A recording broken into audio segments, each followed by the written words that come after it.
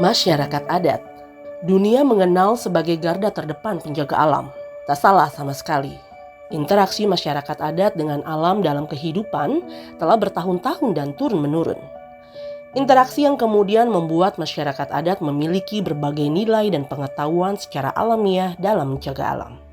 Pengetahuan itu ternyata masih relevan untuk saat ini, ketika dunia mengalami krisis iklim. Pengetahuan dan kearifan lokal yang diwariskan oleh leluhur itu mampu membawa masyarakat adat beradaptasi dengan krisis iklim.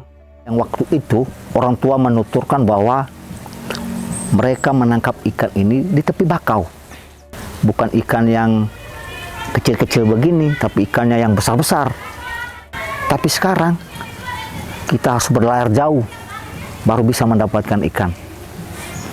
Jadi kedatangan berakat pada waktu itu mungkin ada masyarakat yang belum paham tentang bagaimana perubahan iklim, dampaknya itu.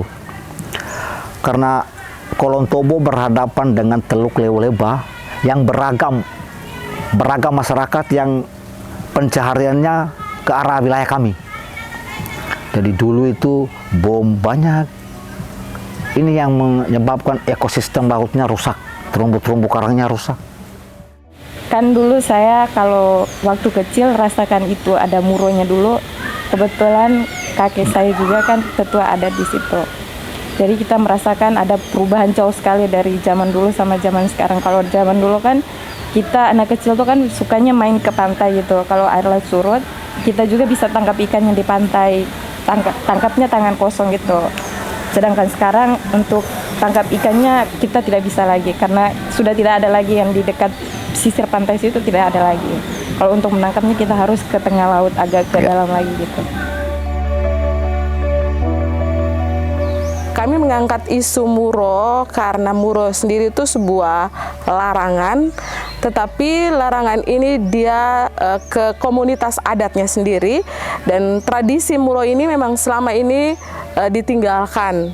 Dan kami melihat bahwa ada satu kearifan lokal yang sangat bagus untuk bagaimana kita mengatasi isu perubahan iklim sendiri. Jadi kami memilih muro karena di muro sendiri itu masyarakat adat menjaga ekosistem lautnya dengan baik kayak gitu.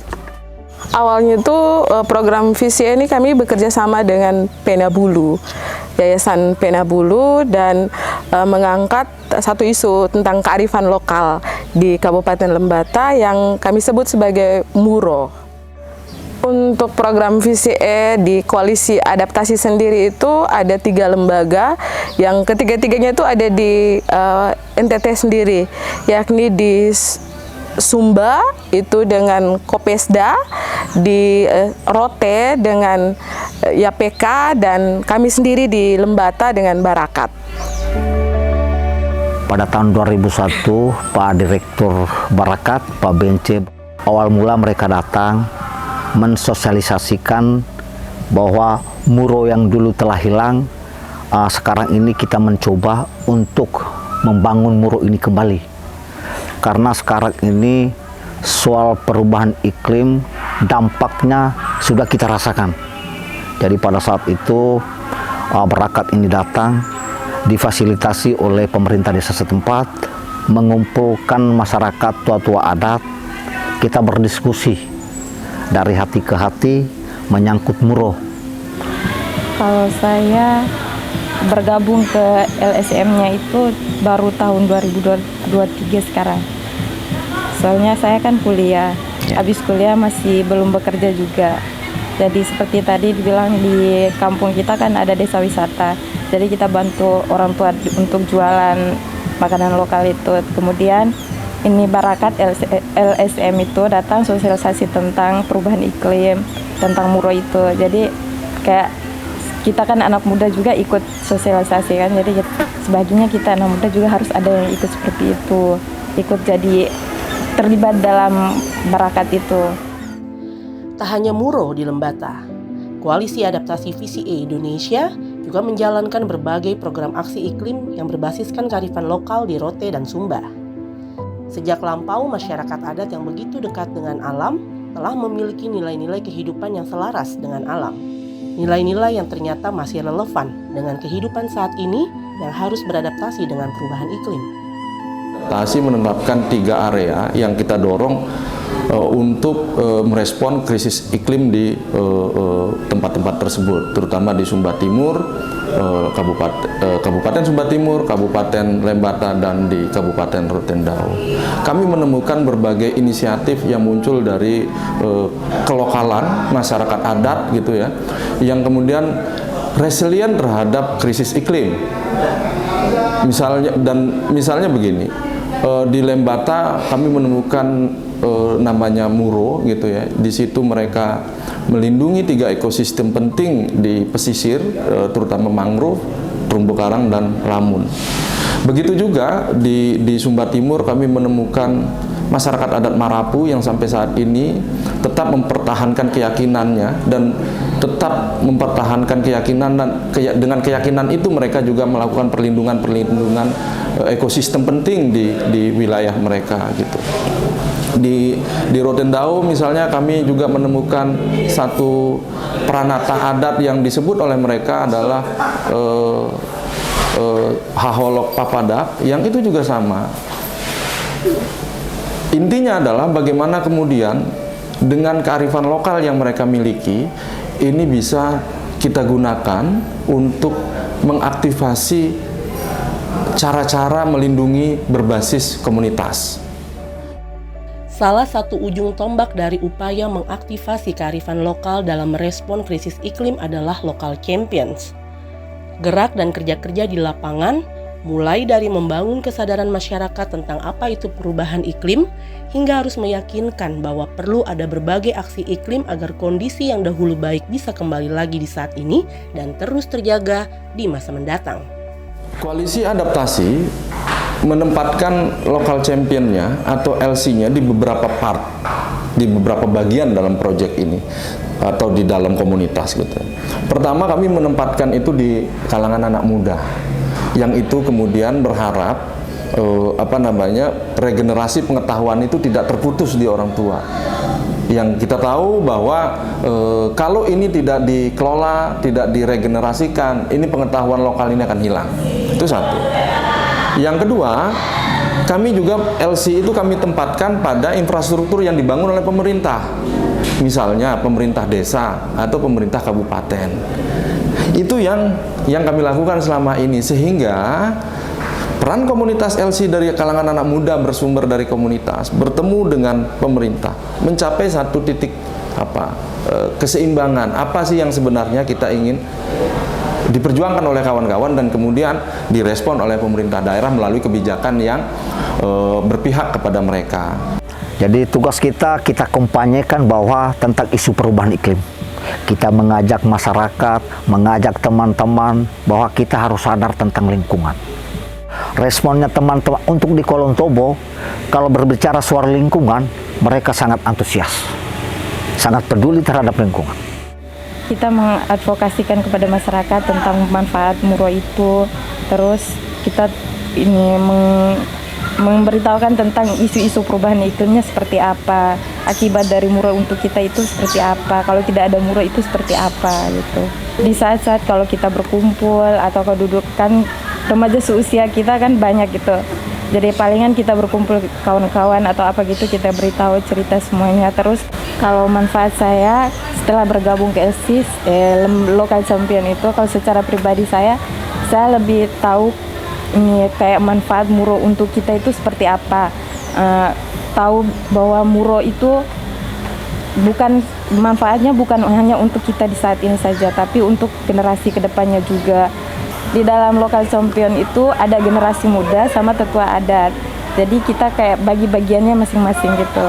Kalau tetua adat ya sama yang lebih tua apa begitu. Kalau kita yang anak muda ya generasi muda perkumpulan. Jadi kalau kami Local Championnya boleh 5. Tetapi di dalam Local Champion itu ada kelompok para nelayan.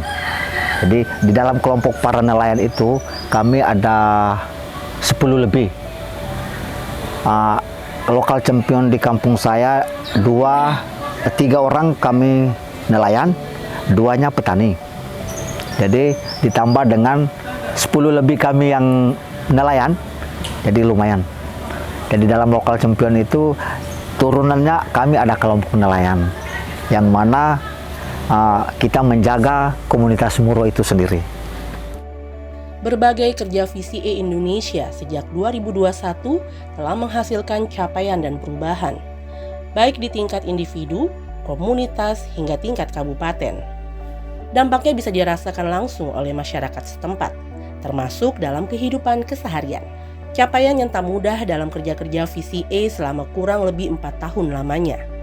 Ini semua bisa tercapai karena kerja kolaborasi antar berbagai lembaga, masyarakat adat, dan juga local champions. Kalau saya kan dulu masih kecil, taunya hanya itu larangan-larangan itu Muro itu, tapi tidak tahu itu seperti apa, manfaatnya untuk apa, tidak tahu. Setelah menjadi local champion, saya lebih tahu tentang Muro itu bermanfaat, terus yang cara ritualnya seperti apa, terus manfaatnya untuk kita itu seperti apa, gitu saya sudah bisa tahu tentang semua itu. Kalau tanpa VCA atau berakat, mungkin Muro ini tidak bakalan jadi, Bang. Jadi sangat penting sekali untuk VCA ini. Artinya menghidupkan kembali budaya-budaya yang sudah hilang. Dina masyarakat sadar bahwa sebenarnya kita kembali seperti dulu itu jauh lebih bagus ketimbang dengan cara kita yang sekarang. Saya nelayan ini, mau hiu kah, mau penyu kah, yang penting nyangkut di jaring bawa. Tetapi dengan hadirnya ini, artinya kita sadar, sebenarnya barang ini yang dilindungi, ya kita biarkan, kita buka, kita lepas kembali. Artinya ini sangat penting, Bang. Jadi menurut saya hadirnya lembaga-lembaga LSM yang berbicara tentang lingkungan itu sangat-sangat saya dukung. Di tingkat kabupaten dari program VCA sendiri itu advokasi kita tuh akhirnya mendapatkan tempat di pemerintah. Artinya kami kan juga membentuk sekretariat bersama NGO. Jadi sekbar, kami sebut sekbar NGO di tingkat kabupaten. Dan lewat sekbar ini bersama dengan teman-teman lokal champion tuh kami mengadvokasi agar arah strategi pembangunan Kabupaten Lembata itu juga menempatkan isu perubahan iklim. Dan ternyata itu di 2024 itu muncul. Yang sebelumnya tuh isu ini tidak ada di arah strategi pembangunan kabupaten kayak gitu. Itu hal yang menurut saya sangat bagus. Terus yang di tingkat desa saya melihat bahwa pertama ada kemajuan atau penyadar-tahuan masyarakat itu memahami kenapa penting kita memiliki Muro gitu. Terus yang kedua, kapasitas teman-teman lokal champion itu dan kapasitas teman-teman lokal champion semakin bagus tentang bagaimana mengadvokasi isu perubahan iklim ini bisa masuk dalam Perdas dan juga bisa masuk dalam penganggaran desa. Misalnya di Sumba Timur itu, misalnya mereka sudah mendapatkan dukungan untuk dari pemerintah daerah untuk mengidentifikasi masyarakat adat Marapu di situ. Itu menurut saya menjadi satu langkah penting dalam proses bagaimana kemudian merecognize peran-peran atau peran-peran masyarakat adat. Nah, di Lembata, di Rotendao misalnya, itu juga kami sudah mendorong misalnya ada kerangka regulasi berbasis desa gitu ya, untuk bagaimana kemudian peranata-peranata adat ini kemudian sinergi dengan peranata-peranata yang ada di desa. Misalnya begini, bagaimana kemudian kita mendorong draft Perdes berkaitan dengan Haholok Papadak untuk perlindungan ekosistem mangrove misalnya.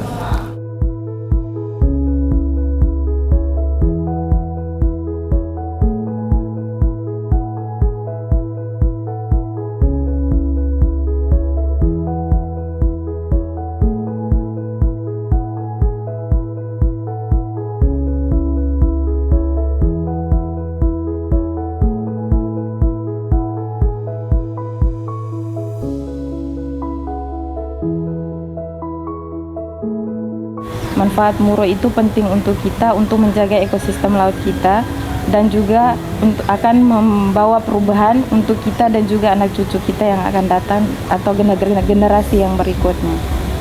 jangan saja bahwa kita cuma duduk ngomong lalu pergi, tetapi alangkah lebih baiknya kita beraksi. Contohnya bahwa penghijauan kita tanam-tanam bakau transplantasi terumbu karang Harapannya bahwa hal-hal baik ini tetap hidup di tingkat masyarakat, dan Lokal Simpion ini ketika program selesai pun mereka tetap melakukan aksi-aksi yang berkaitan dengan pemeliharaan muro ini, karena tadi supaya tidak hilang warisan lokal kita ini begitu. Jangan setelah program selesai akhirnya hilang begitu saja, anak-anak kita kemudian tidak tahu tentang bagaimana ternyata kita memiliki muro ini gitu. Konsep-konsep baik ini tetap kita hidupi bersama gitu. Dari koalisi adaptasi tentu saja kami tetap berharap gitu ya, teman-teman di Humanis atau di Hivos tetap bisa memperjuangkan apa yang sudah kita mulai, apa yang sudah kita lakukan gitu, agar upaya-upaya ini tidak kemudian terhenti di tengah jalan. Walaupun kami sebagai lembaga mitra itu tetap menginisiasi agar upaya-upaya atau inisiatif-inisiatif yang sudah kita jalankan ini tetap bisa berjalan dengan baik.